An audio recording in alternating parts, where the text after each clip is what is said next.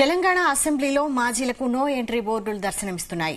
మాజీ ప్రజాప్రతినిధులకు ఇన్నర్ లాబీల్లోకి ప్రవేశాన్ని తెలంగాణ అసెంబ్లీ నిరాకరించింది.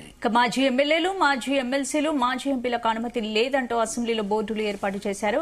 తెలంగాణ శాసనసభ చరిత్రలో ఇలా చేయడం ఇదే తొలిసారి. అసెంబ్లీ నిర్ణయంపై చట్టసభల మాజీ ప్రజాప్రతినిధులు ఆగ్రహం వ్యక్తం చేస్తున్నారు. అటు మీడియాపైన కూడా తొలిసారి ఆంక్షలు విధించారు. అసెంబ్లీ పరిసర ప్రాంతాల్లో వీడియోలు, ఫోటోలు చిత్రీకరించవద్దని ఆదేశాలు జారీ చేశారు.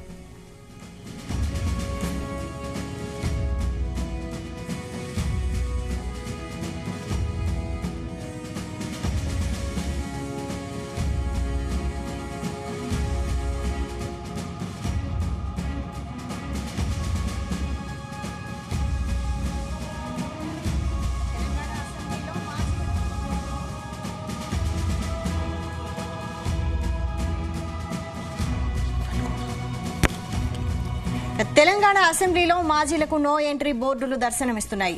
మాజీ ప్రజాప్రతినిధులకు ఇన్నర్ లాబీలోకి ప్రవేశాన్ని తెలంగాణ అసెంబ్లీ నిరాకరించింది.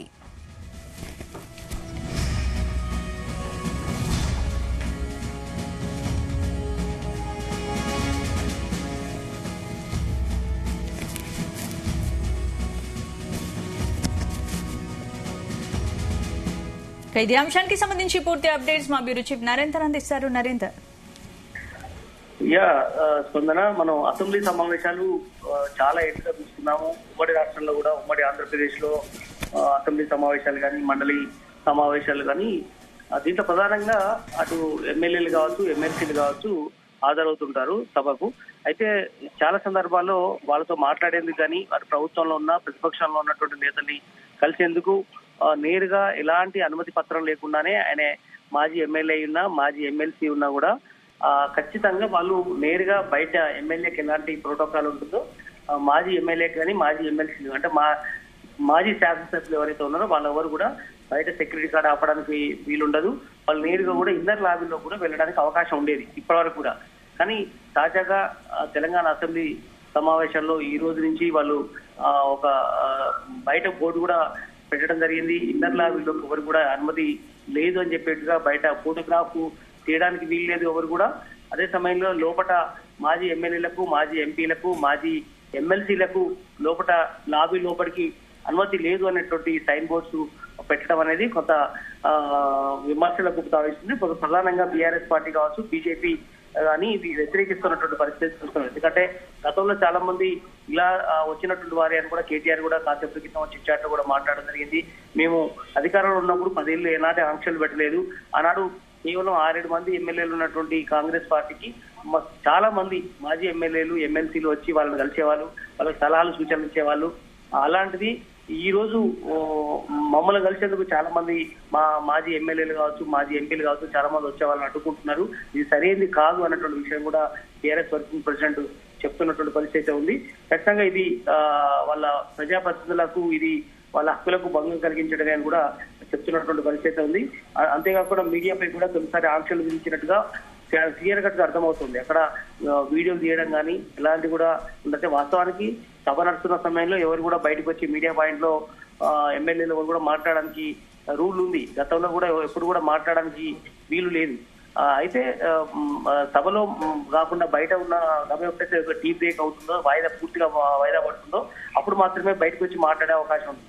అయితే అందుకనే ఇట్లాంటి మా సంప్రదాయాన్ని కూడా పక్కన పెట్టేశారంటూ కూడా బీఆర్ఎస్ కానీ, బీజేపీ కానీ దీని మీద ఆగ్రహం వ్యక్తం చేస్తుంది. అదే సమయంలో ఎవరు కూడా ఇక్కడ ఫాలోవర్స్ కావచ్చు, అదేవిధంగా మీడియా వాళ్ళు కావచ్చు, ఎవరు కూడా లాబీ బయట కానీ, లోపల కానీ ఎక్కడ కూడా వీడియోలు తీయకూడదు అనేటువంటి రిస్ట్రిక్షన్స్ కూడా చాలా క్లియర్ కట్ గా సైన్ బోర్డ్స్ పెట్టడం జరిగింది. ఇది ఖచ్చితంగా మాజీ ప్రజాప్రతినిధులకు వాళ్ళ హక్కులకు భరించడమే. ఎందుకంటే వాళ్ళందరూ కూడా మళ్ళీ పాసులు తీసుకొని సాధారణ వ్యక్తులాగా లోపలికి రావడం అనేది కుదరదు అనేటువంటి విషయం కూడా చెప్తున్నారు. ఖచ్చితంగా ఇది ఉల్లంఘించడం అనేటువంటి పరిస్థితి ఉంది. ఇది ప్రివిలేజ్ కిందకి వాళ్ళ హక్కులను కాలరాసే విధంగా ఉంటుందని కూడా బీఆర్ఎస్ ప్రధానంగా ఆరోపణ చేస్తున్నటువంటి పరిస్థితి ఉంది. రాను మరిన్ని ఆంక్షలు పెడతారన్న భయాందోళన ఉంది పార్టీలకు కూడా అనే అభిప్రాయాన్ని అయితే వ్యక్తపరుస్తున్నారు. ఏదైనా కూడా ఇది మొదటిసారి మనం చూస్తున్నాం. ఉమ్మడి ఆంధ్రప్రదేశ్ లో ఇలాంటి పరిస్థితి లేదు. మొన్న తెలంగాణ కూడా దాదాపు 10 ఏళ్ల పాటు రాష్ట్రం వచ్చిన తర్వాత కూడా ఇలాంటి పరిస్థితి ఎదుర్కోలేదు. బట్ మొదటిసారిగా ఇప్పుడు ఈ ప్రభుత్వం ఏర్పాటు చేసిందంటూ కూడా వివిధ రాజకీయ పార్టీలు ఆరోపిస్తున్నటువంటి పరిస్థితి మనం చూస్తున్నాం. నరేందర్, అయితే మీడియా పైన కూడా తొలిసారి ఆంక్షలు విధించారు. అసెంబ్లీ పరిసర ప్రాంతాల్లో వీడియోలు గానీ ఫోటోలు గానీ చిత్రీకరించొద్దని ఆదేశాలు జారీ చేశారు. దీన్ని ఎలా చూడాలి? ఖచ్చితంగా అటు మండలిలో కానీ మీ బయట ఇక్కడ శాసనసభలో కానీ బయట ఏమైనా చేసుకోండి, కానీ లోపల మాత్రం ఎట్టి పరిస్థితుల్లో కూడా మాజీ శాసనసభ్యులకు అనుమతి లేదనేటువంటి విషయాన్ని చెప్పడం జరుగుతుంది. మీడియా పాయింట్ లో కూడా మాట్లాడడానికి కేవలం సభ నడుస్తున్న సమయంలో తప్ప మిగతా టైంలో మాత్రమే మాట్లాడుకోవాలి తప్ప సభ నడుస్తున్న సమయంలో పరిస్థితుల అవకాశం లేదు. టీ బ్రేక్ ఇచ్చిన సమయంలో కూడా మాట్లాడడానికి అనుమతి లేదన్న విషయాన్ని అయితే చాలా క్లియర్ కట్ గా చేస్తున్నారు. అందుకనే వాళ్ళు కాసేపు బీఆర్ఎస్ నేత కూడా అక్కడ ఎమ్మెల్యేలు గొడవబడినటువంటి పరిస్థితి మనం చూసాం.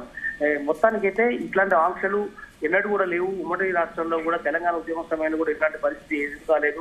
ఇట్లాంటి పరిస్థితి ఎందుకు వచ్చిందనే విషయం కూడా కేటీఆర్ కావచ్చు, కవిత కానీ, అదే సమయంలో ఇతర పార్టీల నేతలు కూడా చెప్పడం జరుగుతుంది. ఇది ఖచ్చితంగా సభను తప్పుదో పట్టే విధంగా, సభా హక్కులను ఉల్లంఘించే విధంగా ఉంది. ఆనాడు సీఎం గా పనిచేసినట్టు కిరణ్ కుమార్ రెడ్డి కూడా ఇలాంటి ఆంక్షలు పెట్టలేదు. తెలంగాణ ఉద్యమంలో కూడా ఇంతగా మనం చూడలేదు. ఈ ప్రభుత్వంలో ఇలాంటి అడ్డగోలు నిర్ణయాలు తీసుకోవడం ఎంతవరకు కరెక్ట్ అంటూ కూడా ఉంది. చాలా మంది ప్రోటోకాల్ సమస్య ఎదురవుతుంది. లోపల ఎవరన్నా కలవాలన్నా కూడా ఇక మాజీ ఎమ్మెల్యేకి ఇలాంటి పరిస్థితి ఉందంటే ఇక మిగతా సాధారణ వ్యక్తులు కానీ, రైతులు కావచ్చు, ఏదైనా సమస్య చెప్పుకునేందుకు అసెంబ్లీ లోపలికి రావాలంటేనే భయం ఉంది అన్నటువంటి విషయాన్ని కూడా చెప్తున్నారు. మొత్తానికంటే ఇలాంటి ఆంక్షలు తక్షణమే ఎత్తివేయాల్సిన అవసరం ఉందని కూడా చెప్తున్నారు. ఈ సభలో ఖచ్చితంగా మేము ఒక అంశంగా తీసుకుంటామని కూడా టీఆర్ఎస్ పట్టుబడుతోంది. Right, thank you.